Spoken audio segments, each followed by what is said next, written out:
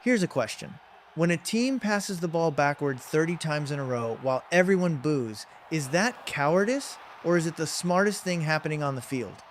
After this video, you'll watch every World Cup match completely differently because most fans are watching the ball. The smart ones are watching everything else.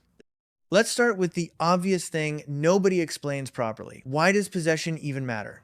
In theory, if your team has the ball, the other team can't score. Simple, right? In practice, possession can actually be a trap. Teams sometimes let the other side have the ball on purpose. Why would anyone do that? Because chasing the ball burns energy. And in a tournament where you might play 7 games in a month, energy is currency. So when you see a team parking the bus, they're not panicking. They're banking fuel for later. Here's where it gets interesting. Formations. You've heard commentators say 4-3-3 like it means something sacred. It does, but not the way you think. A formation isn't a fixed shape. It's more like a starting position in a dance that changes every 10 seconds. The numbers just tell you the general neighborhoods players live in. What actually matters is how those numbers shift when the team has the ball versus when they don't. Watch a team without the ball, and suddenly that elegant 4-3-3 becomes a 5-4-1 wall. Same players, completely different shape. Nobody told you that part. Now, let's talk about the offside rule, because everyone pretends to understand it and almost nobody actually does. Here's the simple version. You can't be ahead of the last defender when the ball is played to you. That's it. The chaos comes from timing. A player can be offside for one frame of video and onside the next. This sounds simple. It isn't. VAR exists specifically because human eyes can't process movements that fast. So when you see a player's toe somehow ruled offside by 2 centimeters, that's not pedantry. That's the sport admitting it moves faster than we do. You know the type of goal that looks completely random, like the ball just bounces around and somehow ends up in the net? Those goals are rarely accidents. They're usually the result of something called overloads. That's when one team puts more players in one area of the field than the other team can defend. Picture a hallway with 3 doors and only 2 security guards. Eventually, someone walks through unguarded.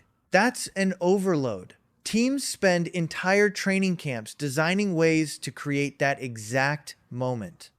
Here's a pattern interruption for you. Have you ever wondered why some players seem to jog for 90 minutes and still get praised? That's because elite players aren't running constantly, they're running intelligently. A midfielder might cover 10 kilometers in a game, but the moments that matter are the 3 or 4 sprints that happen at exactly the right second. Speed without timing is just exercise. Speed with timing wins World Cups. Let's talk about set pieces, because this is where games quietly get decided. Corners, free kicks, throw-ins, these feel like pauses in the action. They're not. They're rehearsed plays, almost like something out of a different sport entirely. Teams practice specific routines for these moments because, unlike open play, set pieces are predictable. You know exactly where the ball is going to be, and predictability is a gift in a sport that's normally chaos.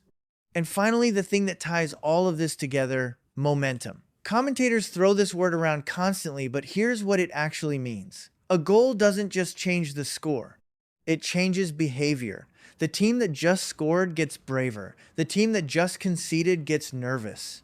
Nervous players make small mistakes. Small mistakes create more chances. That's why one goal can suddenly turn into 3. It's not magic. It's psychology wearing cleats. So let's go back to that opening question. A team passing the ball backward 30 times while the crowd groans? That's not cowardice.